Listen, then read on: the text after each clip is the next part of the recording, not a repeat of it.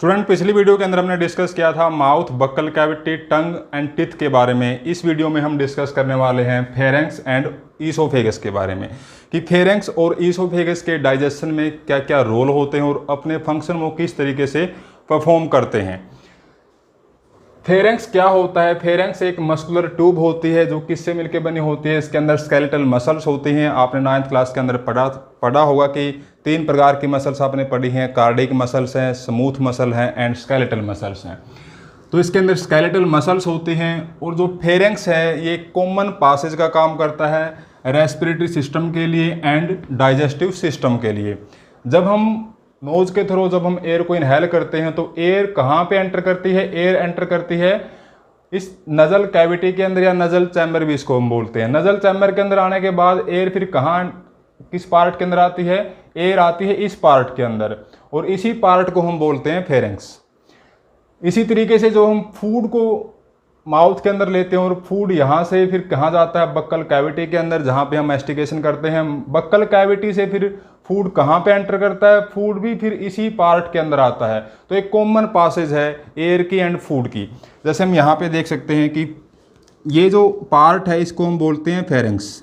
यहाँ पे फूड भी है और यहाँ पे एयर भी है, दोनों चीज़ें हैं। लेकिन फूड को कहाँ पे जाना है? फूड को जाना है ईसोफेगस के अंदर, और एयर को कहाँ पे जाना है? एयर को जाना है ट्रैकिया के अंदर, जहाँ से फिर वो किसके अंदर चली जाएगी? लंग्स के अंदर चली जाएगी, जो लेफ्ट राइट 2 लंग्स होते हैं। तो ये कॉमन पासेज है फूड की भी और एयर की भी। इसके बाद एयर यहाँ से आती है इस पार्ट के अंदर, यहाँ पे डाइवर्ट कर जाती है इस तरफ। डाइवर्ट करने के बाद ये इस पार्ट के अंदर आती है लेरेंक्स के अंदर, और लेरेंक्स से फिर ट्रैकिया के अंदर, और ट्रैकिया से फिर नीचे लंग्स के अंदर आती है। और फूड यहाँ पे एंटर करता है ईसोफेगस के अंदर, जो लगभग 25 सेंटीमीटर की ये पाइप होती है।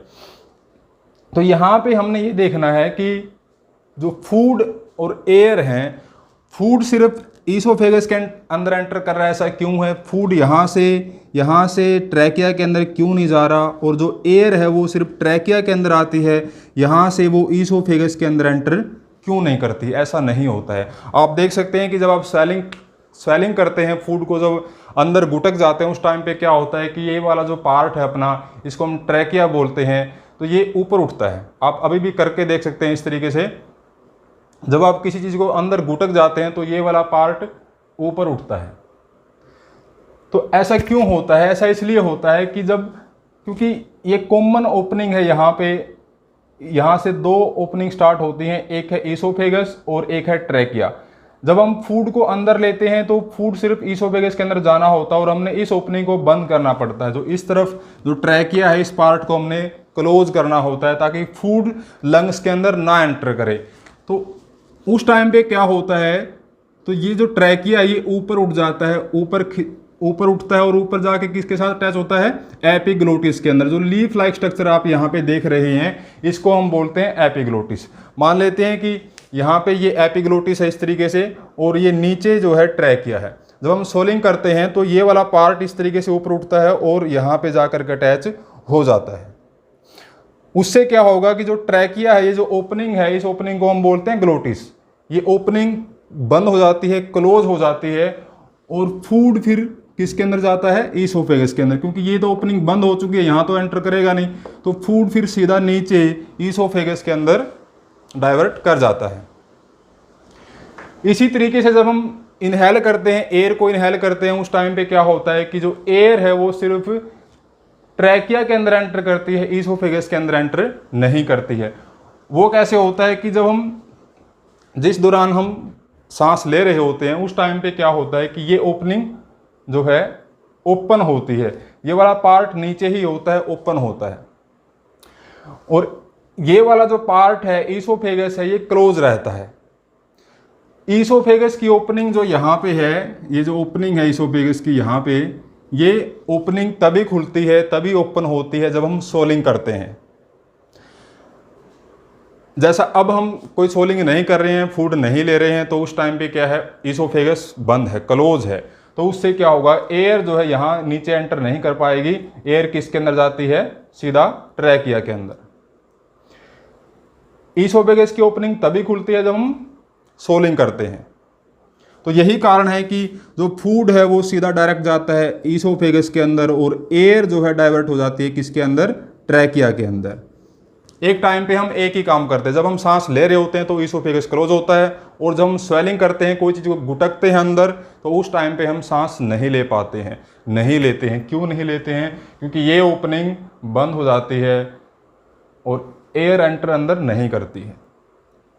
तो अब हम देखते हैं कि जो फेरेंक्स है उसके 3 पार्ट हैं, नेजोफेरेंक्स, ओरोफेरेंक्स एंड लैरिंगोफेरेंक्स।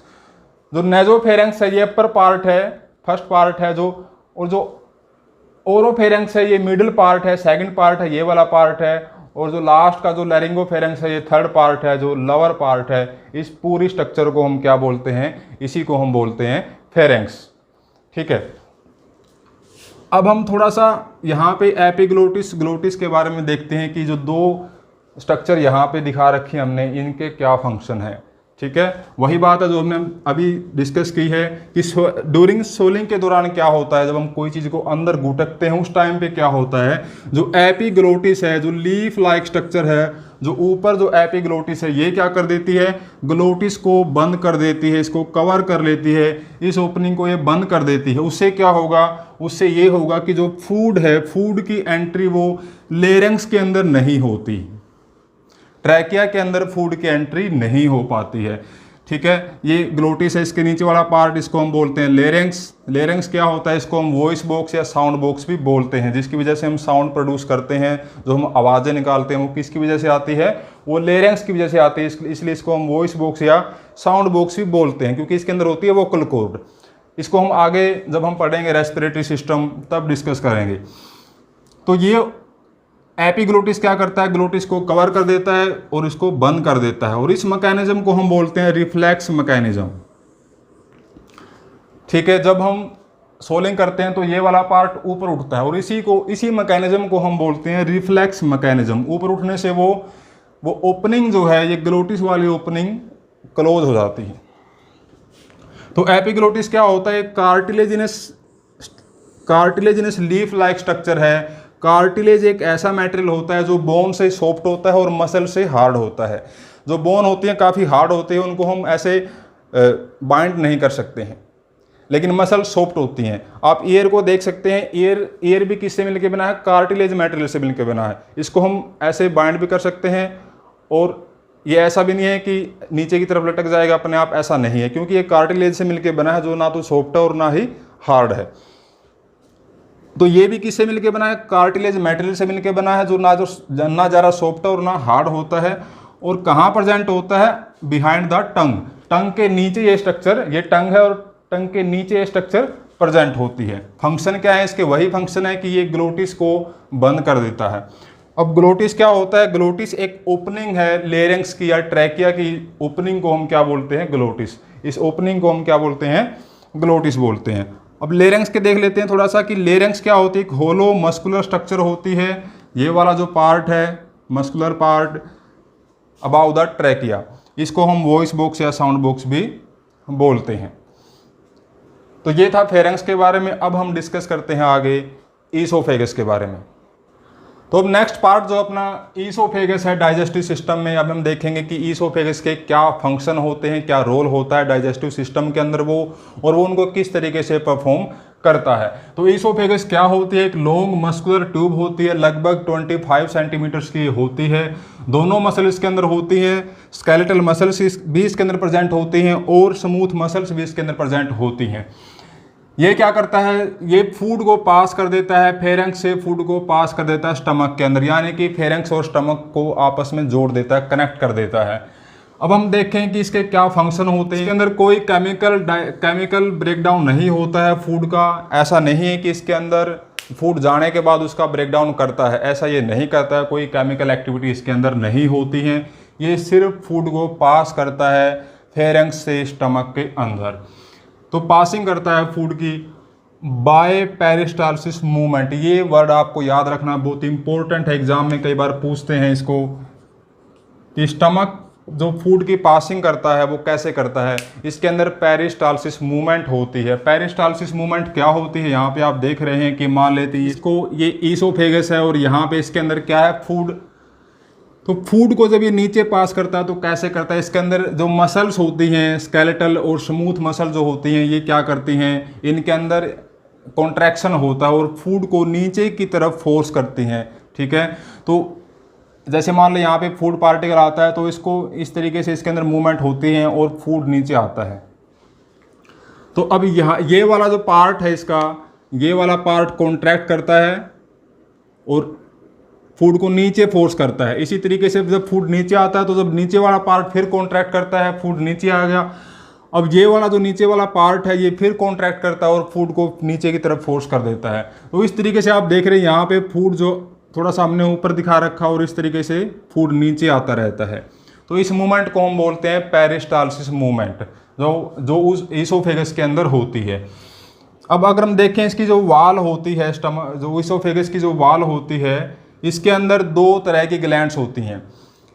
एक होती है ईसोफेजियल ग्लैंड प्रॉपर, ये कौन से पार्ट के अंदर होती है, ये अपर पार्ट के अंदर, जो ईसोफेगस का जो अपर पार्ट है, जो ये वाला पार्ट है, इस पार्ट के अंदर होती हैं। कौन सी ग्लैंड होती हैं, ईसोफेजियल ग्लैंड प्रॉपर, जो अपर पार्ट के अंदर होती हैं। और जो दूसरी ग्लैंड इसके अंदर प्रेजेंट होती है उसको हम बोलते हैं ईसोफेजियल कार्डिक ग्लैंड, ये लोअर पार्ट के अंदर होती हैं। जो नीचे वाला जो ये पार्ट है, यहाँ पे ये ग्लैंड प्रेजेंट होती हैं। ये दोनों ग्लैंड्स क्या करती है, ये म्यूकस सेक्रेट करती है, जो वाटरी सब्सटेंस होता है म्यूकस सेक्रेट करते हैं। और ये जो म्यूकस होता है इसके क्या काम होते हैं, ये फूड को लुब्रिकेट कर देता है ताकि उसकी पासिंग आसानी से हो जाए। इसके बाद मसल्स देख लेते हैं, दोनों मसल इसके अंदर होती हैं, स्केलेटल मसल भी प्रेजेंट होती है और स्मूथ मसल भी इसके अंदर होती है। स्केलेटल मसल कौन से पार्ट के अंदर होती है, अपर पार्ट के अंदर होती है बेसिकली, और जो स्मूथ मसल्स हैं ये लोअर पार्ट के अंदर प्रेजेंट होती हैं। तो अपर जो पार्ट है, जो ईसोफेगस का जो अपर पार्ट है, वो क्या बनाता है, ईसोफेजियल स्पिंक्टर। यहाँ पे इस ओपनिंग को हम क्या बोलते हैं, ये जो ओपनिंग है, यहाँ पे जो ये मसल्स हैं ये क्या बनाती हैं, ईसोफेजियल स्पिंक्टर। ईसोफेजियल स्पिंक्टर एक गेट इसको हम बोल सकते हैं, यानी कि जो ईसोफेगस की ओपनिंग को क्लोज करता है और ओपन करता है। तो ईसोफेजियल स्पिंक्टर इसकी ओपनिंग को रेगुलेट करता है, कंट्रोल करता है कि कब ईसोफेगस को खोलना और कब बंद करना है।